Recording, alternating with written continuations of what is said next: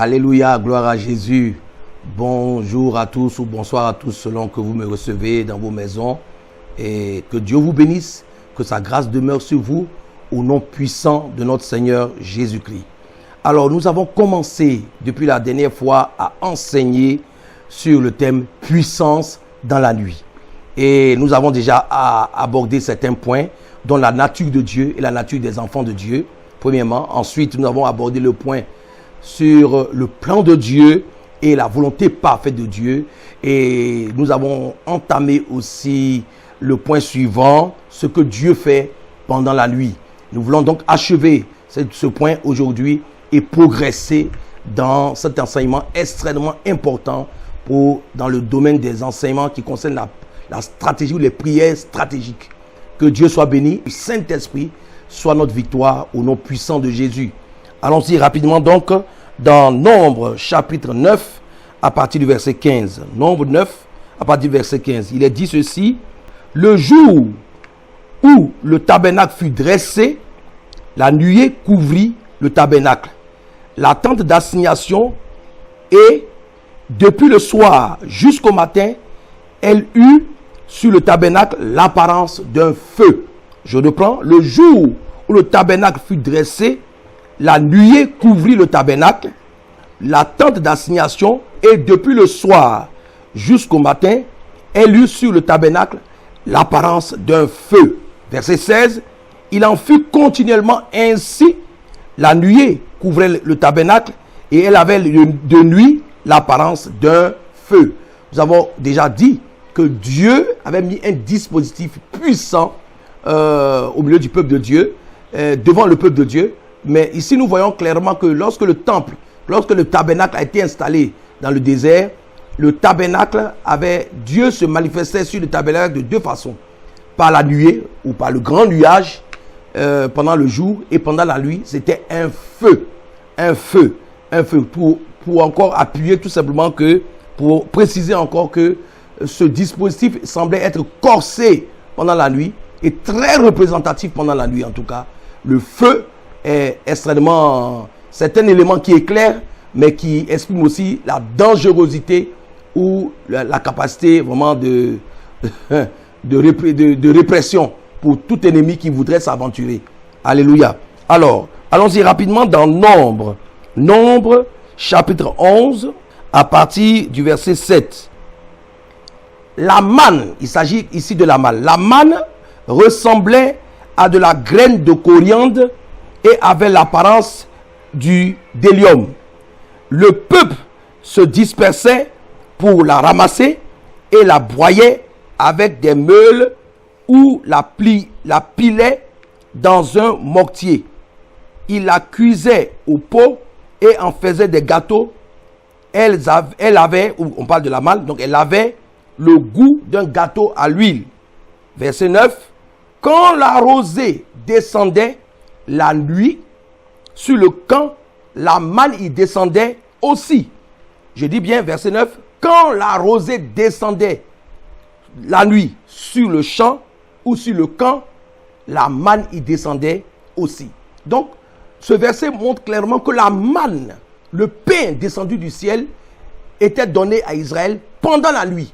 C'est pendant la nuit que la manne descendait comme nourriture pour le peuple d'Israël dans le désert.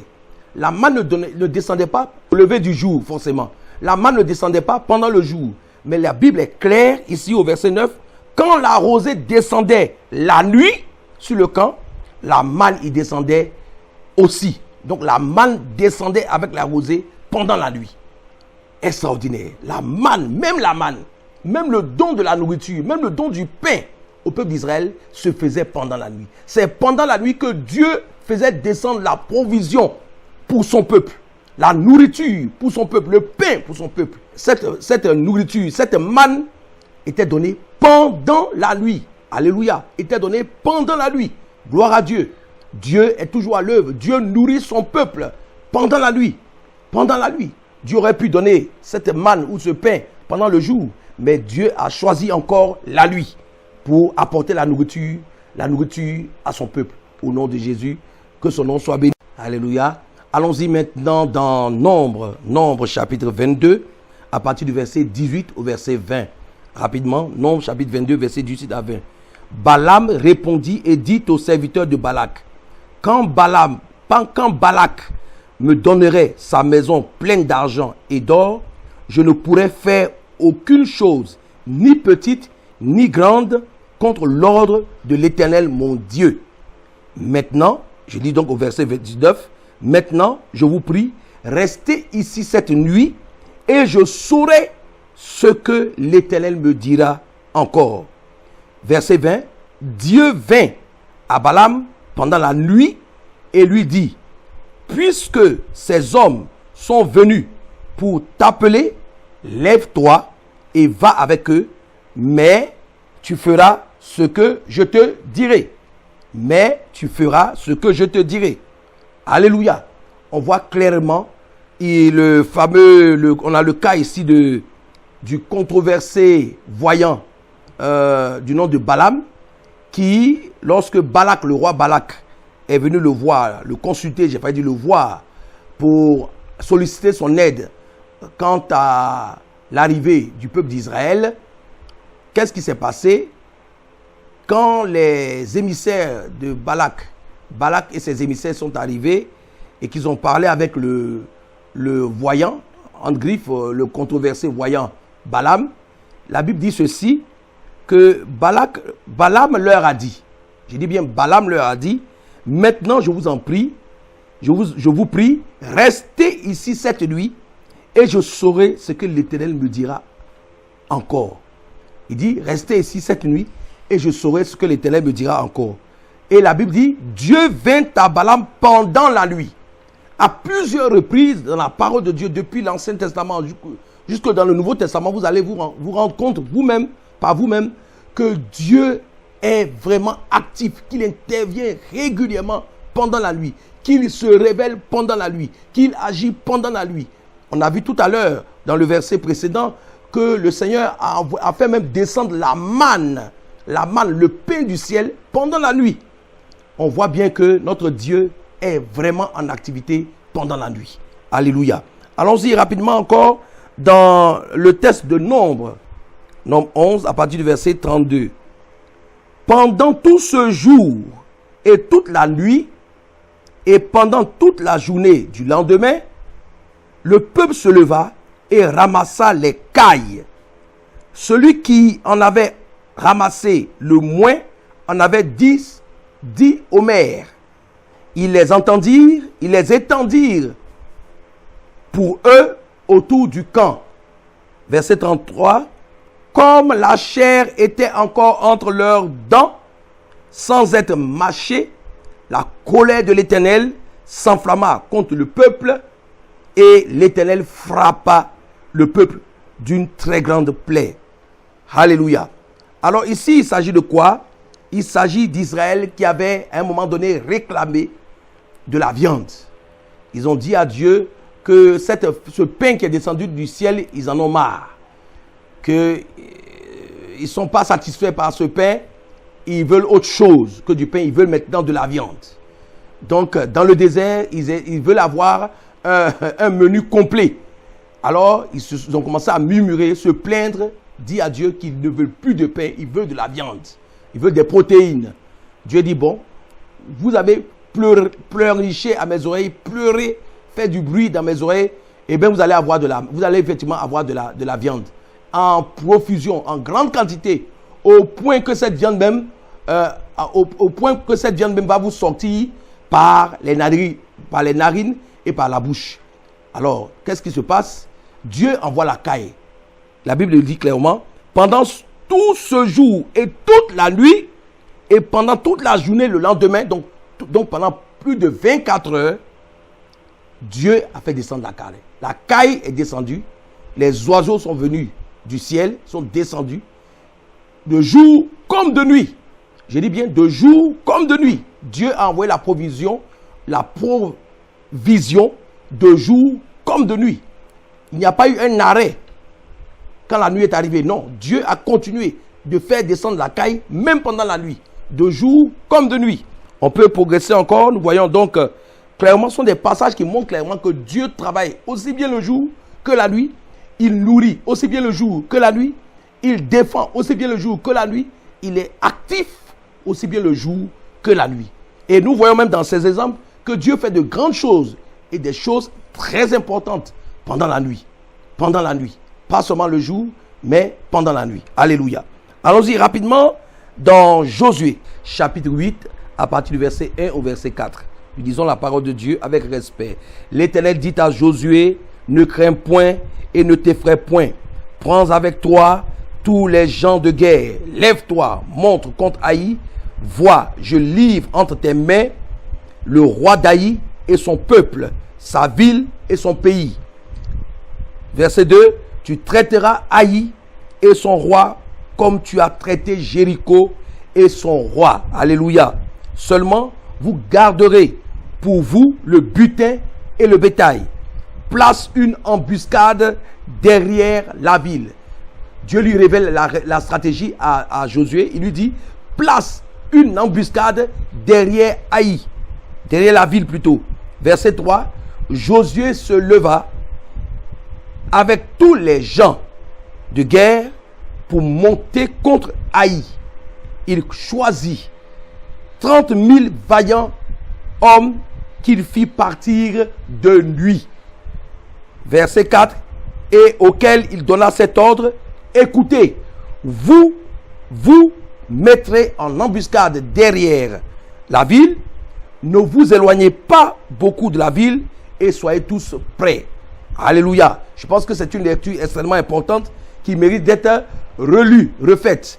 L'Éternel dit à Josué, ne crains point et ne t'effraie point.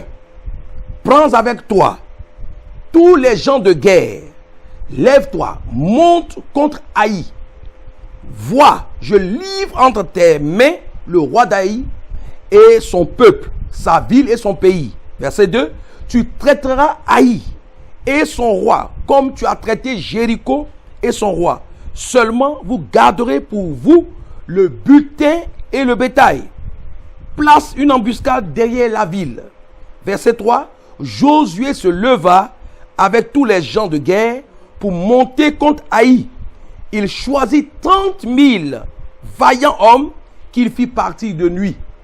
Verset 4. Et auquel il donna cet ordre, écoutez, vous mettrez en embuscade derrière la ville, ne vous éloignez pas beaucoup de la ville et soyez tous prêts.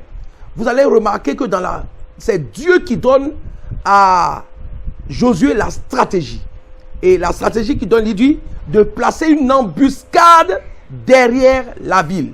Une embuscade derrière Haï, pour attaquer Haï. Mais ce qui me frappe dans ce passage, alors que Dieu révèle cette stratégie à Josué, qui est un homme de guerre, Dieu lui dit de placer une embuscade derrière la ville.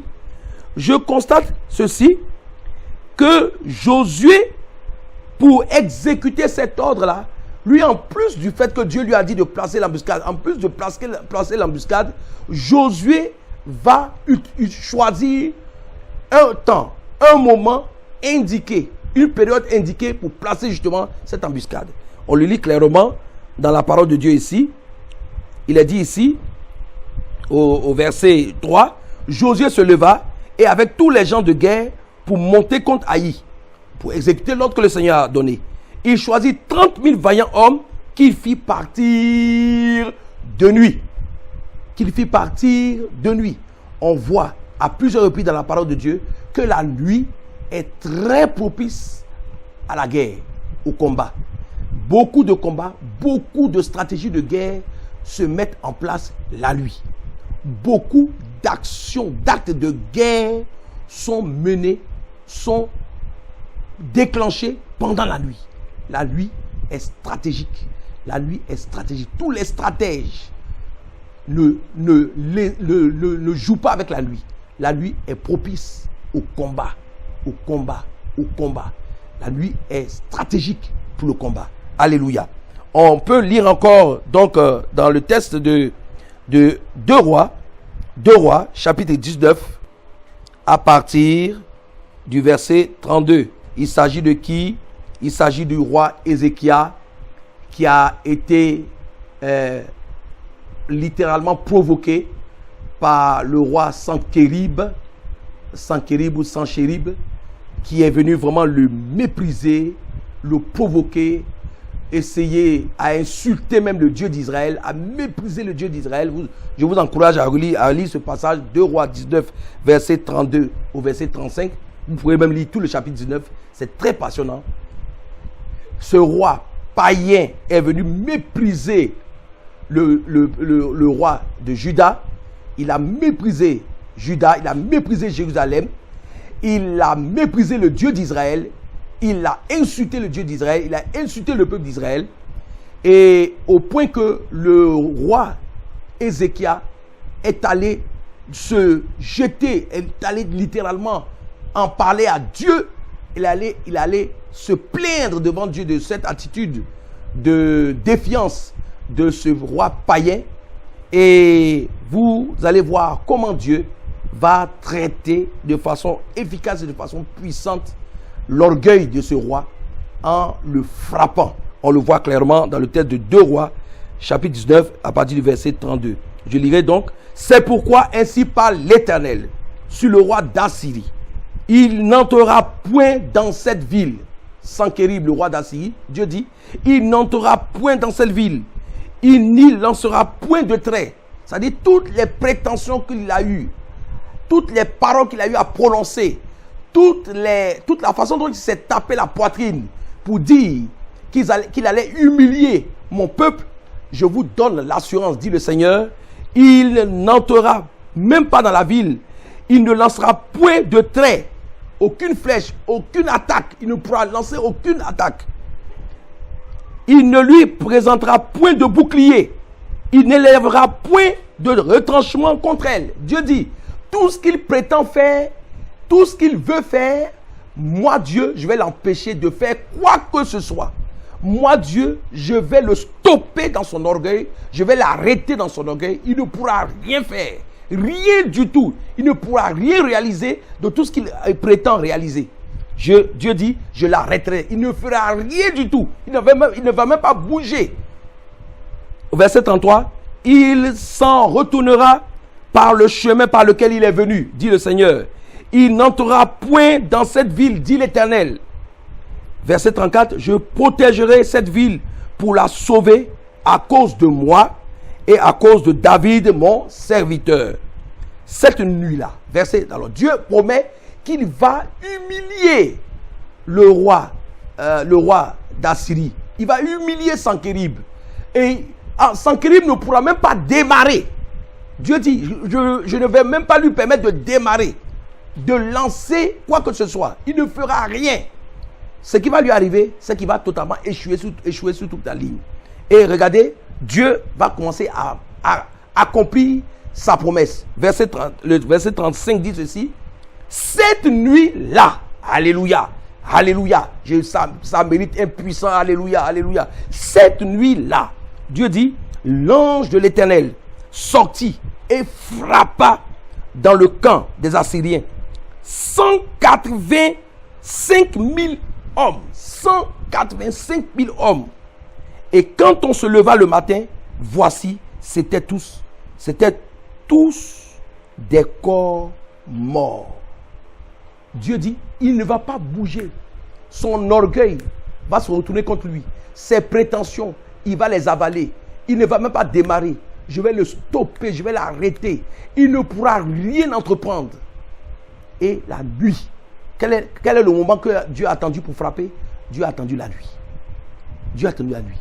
L'ange de l'Éternel est sorti la nuit et il a fait coucher, il a étalé 185 000 hommes. 1000 hommes ont été tués par l'ange de l'Éternel. Et l'attaque a été menée pendant la nuit. L'attaque a été menée pendant la nuit.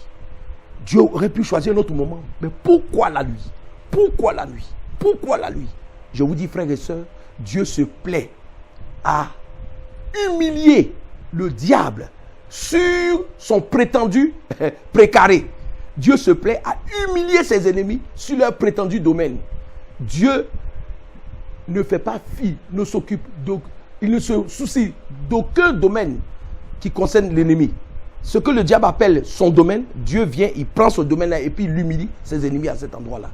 Et voilà, la nuit a été la grande défaite pour l'Assyrie, la grande défaite pour le roi d'Assyrie, donc Sanchérib. Gloire au Dieu Tout-Puissant, qui est puissant non seulement le jour, mais il est tout-puissant aussi la nuit. Alléluia. Que le Seigneur soit béni. Nous continuons cet enseignement extrêmement important qui nous forme, qui nous ouvre les yeux sur la stratégie, les prières stratégiques. Et nous sommes particulièrement en train de développer le thème, la puissance dans la nuit. Alléluia. Et nous avons vu tout à l'heure le passage donc de la victoire que Dieu a remportée sur le peuple d'Assyrie en étalant littéralement 185 000 personnes au travers de son ange, l'ange de l'Éternel qui a frappé en pleine nuit le camp d'Assyrie. Alors nous voulons maintenant attaquer rapidement, voir un autre passage extrêmement important dans Matthieu 25 à partir du verset 1er. Il s'agit ici d'une parole que notre Seigneur Jésus a prononcée. Nous sommes maintenant dans le Nouveau Testament. Allons-y rapidement dans Matthieu 25 à partir du verset 1er. Alors le royaume des cieux sera semblable à 10 vierges qui, ayant pris leurs lampes, allèrent à la rencontre de l'époux. 5 d'entre elles étaient folles et 5 étaient sages. Verset 3. Les folles, en prenant leurs lampes, ne prirent point d'huile avec elles. Verset 4. Mais les sages prirent avec leurs lampes de l'huile dans des vases. Verset 5. Comme l'époux tardait, toutes s'assoupirent et s'endormirent. Verset 6. Au milieu de la nuit, on cria, voici l'époux, allez à sa rencontre. Alors toutes ces vierges se réveillèrent et préparèrent leurs lampes. Amen. Je voudrais dire ceci, c'est une histoire très importante, c'est une parabole très importante que notre Seigneur Jésus nous a racontée. Il parle ici de 5 folles et 5 sages. Je ne voudrais pas rentrer dans l'interprétation de cette parabole, mais je voudrais faire remarquer une chose. Il était question du fait que l'époux était attendu. L'époux devrait venir à un moment donné. Il pourrait arriver le jour, il pourrait arriver la nuit. Ce qui est sûr, son heure d'arrivée n'était pas clairement précisée. Les sages, les vierges sages et folles n'avaient aucune notion de la période d'arrivée de l'époux. Mais ce qui est sûr, elles s'étaient préparées. Elles avaient pris des dispositions. Au cas où ce serait la nuit, elles avaient pris déjà des lampes comme équipement pour parer à toute éventualité si c'était une affaire d'arrivée de nuit. Une arrivée de nuit. Mais ce qui me frappe encore dans cette histoire que notre Seigneur Jésus raconte, la Bible dit clairement au verset 6 que l'époux qui était attendu depuis longtemps, c'est comme par hasard, bizarrement, c'est au milieu de la nuit que la voix s'est faite entendre pour dire « Voici l'époux, allez à sa rencontre ». Pourquoi pas au milieu de la journée? Pourquoi pas au zénith? Pourquoi pas à midi? Pourquoi pas, je ne sais pas, il dit à la tombée de la nuit? Non, la Bible est claire. Au milieu de la nuit. Vous vous souvenez de Genèse chapitre 2, plutôt d'Exode chapitre 12? Dieu a frappé l'Égypte au milieu de la nuit. Alors vous qui avez l'habitude de penser que le milieu de la nuit est du domaine de Satan, vous vous rendez bien compte à la lumière de la parole de Dieu, que ce soit dans l'Ancien Testament comme dans le Nouveau Testament. Nous sommes ici dans le Nouveau Testament. Vous vous rendez bien compte que Dieu, c'est comme si Dieu choisit naturellement la nuit. C'est comme si Dieu indique tout le temps la nuit. Le retour même de l'époux, qui est l'image de notre Seigneur Jésus, on dit que ce retour va se faire quoi? Au milieu de la nuit. Selon Matthieu 25, selon la parabole des 5 folles et des 5 sages, des 10 vierges, il est question du milieu de la nuit. Du milieu de la nuit. Au milieu de la nuit, on cria, voici l'époux, allez à sa rencontre. Et toutes les autres choses vont se faire à partir de ce moment-là. Donc j'ai remarqué que vraiment il y a une emphase sur cette affaire de nuit et il y a une emphase encore sur cette affaire de milieu de la nuit.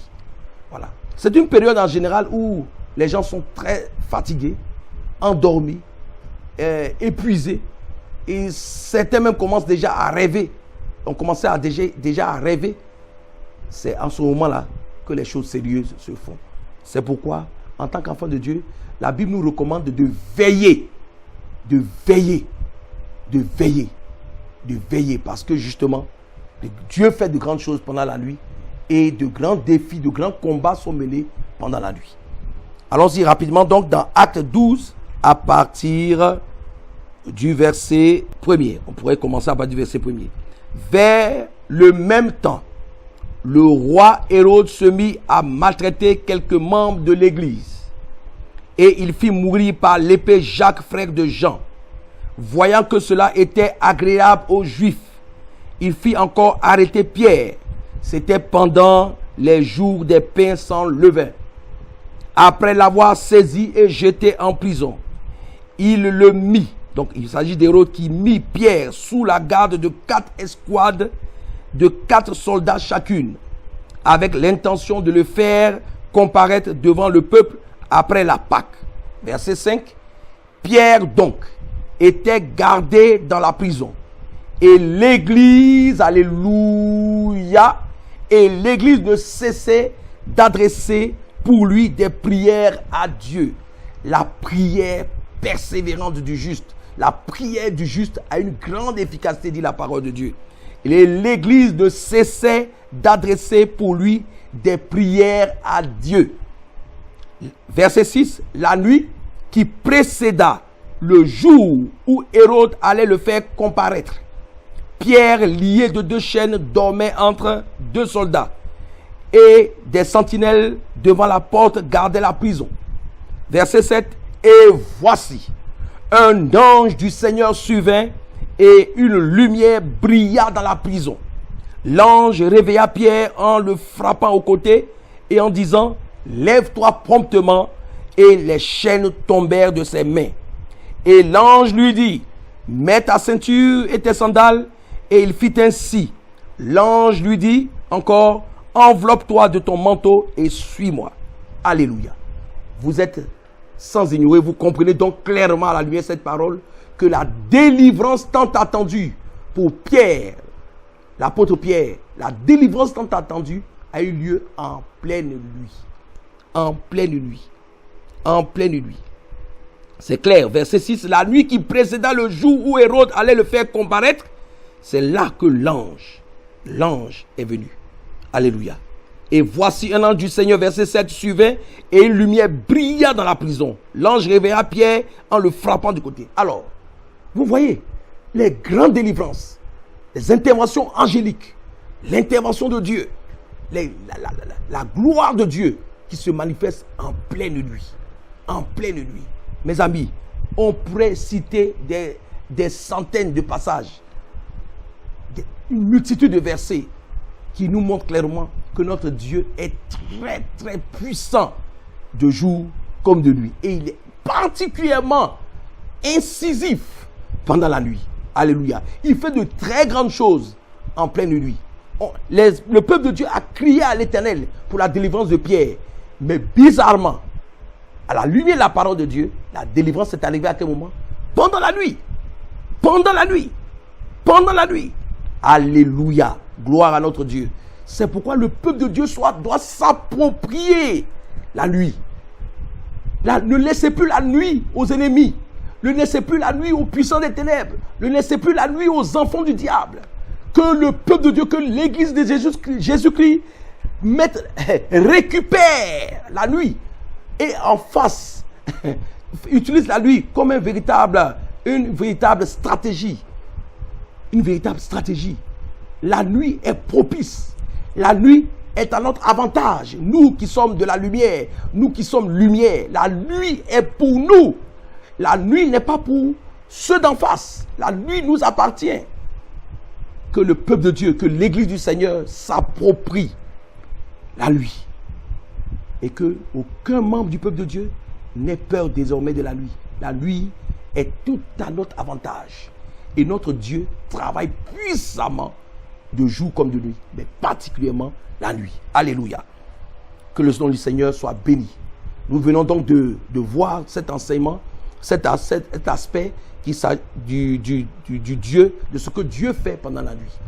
ce que Dieu fait pendant la nuit. On a eu à voir plusieurs versets. On a parcouru les Écritures. Nous avons vu depuis l'Ancien Testament jusqu'au Nouveau Testament que Dieu se plaît à agir puissamment pendant la nuit. Nous allons aborder notre aspect maintenant qui est les exemples à suivre et les recommandations que nous pouvons donner avant de conclure. Alléluia. Que le Seigneur soit béni. Soyez bénis au nom de Jésus. Amen.